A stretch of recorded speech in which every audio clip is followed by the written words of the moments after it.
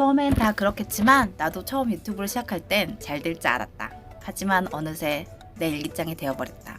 근데 이 일기장이 생각보다 재밌었다. 어릴 적 그림 일기를 쓰는 것 같은 기분? 아무런 변화도 없어 보이던 잔잔한 바다 같던 내 삶이 그저 나이만 먹어가고 있던 내 삶이 나만의 역사책에 기록되고 있는 기분이다. 나중에 죽기 직전에 돌아봤을 때 너 이렇게 살았어. 너 이렇게 젊었던 적도 있었어 하면서 기록이 남아있을 것 같다. 그래서 언제까지 할지는 모르겠지만 그냥 하고 싶은 날 해야겠다. 누군가에게 보이기 위함이 아니라 나를 위함으로 해야겠다.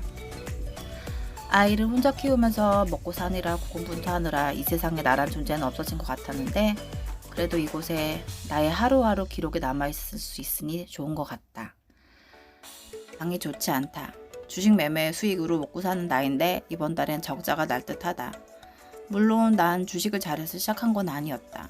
코로나로 인해 아이가 학교를 가지 않으니 시간제 알바 등을 하다가 도무지 시간 관리가 되지 않았고 그렇게 한 달에 100만 원만 벌자면서 비자발적 투자자가 되었다. 그런데 초심자의 행운이었을까? 목표 금액은 채울 수 있었다. 하지만 장이 빠지니 나의 행운도 같이 빠져버렸다. 이번 달은 최소 생활비도 못 맞출 것 같은 느낌이다. 월세 50에 각종 보험비 30, 아이 공부 교재 등을 하면 숨만 쉬어도 100만 원이 나가고 식비랑 이것저것 합치면 매월 200은 있어야 하는데 이번 달은 영 그렇다. 그렇다고 손가락만 빨 수 있는 것도 아니고 엄마는 강하다고 뭐든 해야 한다. 그래서 아이 저녁을 먹이고 틈나는 대로 배달 알바를 더욱 적극적으로 해보기로 했다. 그리고 살도 뺄 겸.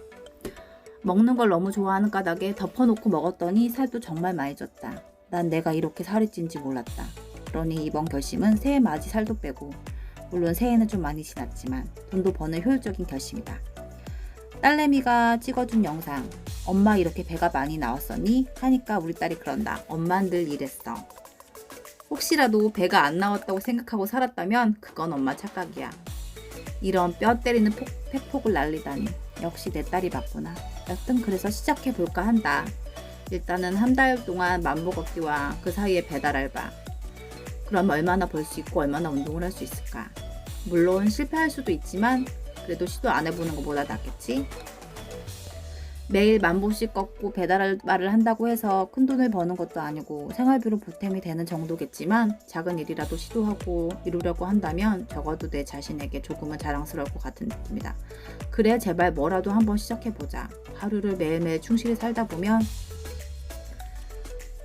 굳이 몇 년 후에 계획을 세우지 않더라도 내가 바라는 미래의 모습이 될 거라 믿으며 오늘도 열심히 먹고 또 열심히 배달해본다. 좋은 날 올 수 있겠지. 어쩌면 지금도 내게 가장 좋은 날.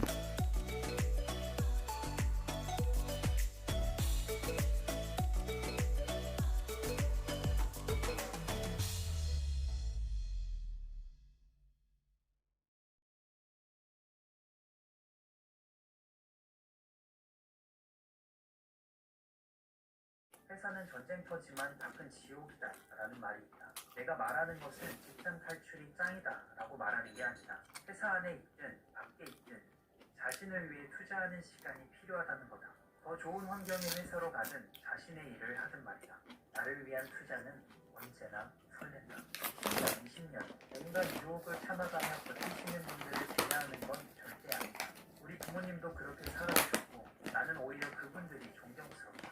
다만 내가 바라는 인생과 조금 달랐을 뿐이야.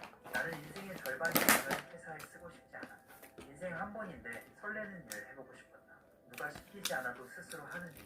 아침에 눈을 뜨고 기분 좋게 하루를 시작하는 일. 물론 나는 내성적이고 겁이 많아 직장에서 나오는 안정적인 월급을 포기할 수 없었다. 그래서 나는 직장을 다니면서 나의 일을 찾기 위해 시간 들였다. 26살에 책 읽기 시작하고 35살에 조기 은퇴하기로 목표를 세웠다.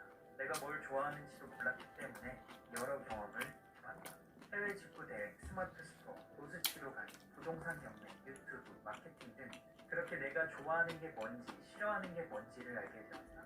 결국 28살에 빌라 3채를 샀고 30살까지 월급 이상의 자동 수익을 만들었다. 그리고 지금 나의 일을 하고 있다. 나는 이제 내가 뭘 싫어하고 뭘 좋아하는지 명확하게 한다. 좋아하는 일을 찾기 위해 나에게 투자한 돈은 2천만 원, 이성 만남 등을 잠시 포기했죠. 좋아하는 좋아하는 일을 한다는 것이 쉬운 일이 아니에요. 쉬우면 누구나 하게요. 남들과 다른 길을 갈 때는 외로워요. 하지만 언젠가부터 행복하더라고요. 돈과 시간에서 여유가 생기니까 주변 사람들을 한 번 더 보게 되고 삶을 천천히 살게 되더라고요. 저를 보고 비난하고 배아파하는 사람은 그렇게 계속 사는 거고 나도 저렇게 되겠다 라고 이를 악물고 다가오는 사람들은 경제적 자유를 얻게 되는 겁니다. 선생님은 후자라고 생각해요. 나는 20대 중반에 들었던 그 일기가 너무 충격적이어서 아직도 생생하게 한 단어 한 단어 기억한다. 그날 들었던 말들을 공책에 적어놓고 지칠 때마다 읽어봤기 때문이다.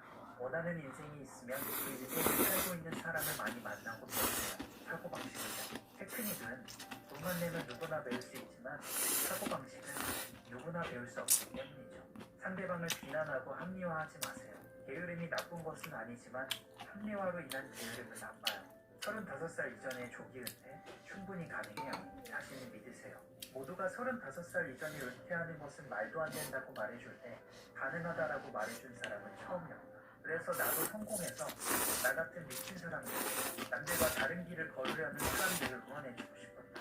비록 다른 사람들이 무시할지라도 나는 말해주고 싶었다. 자신을 믿으라고. 어쩌면 나의 경험이 내게 힘을 준 사장님의 한마디처럼 큰 힘이 될지 모른다. 나는 그들을 응원해주고 싶다. 좋아하는 일을 하면서 돈도 벌 수 있다고 믿는 사람들은 반드시 할 수 있기 때문이다. 나는 오늘도 나의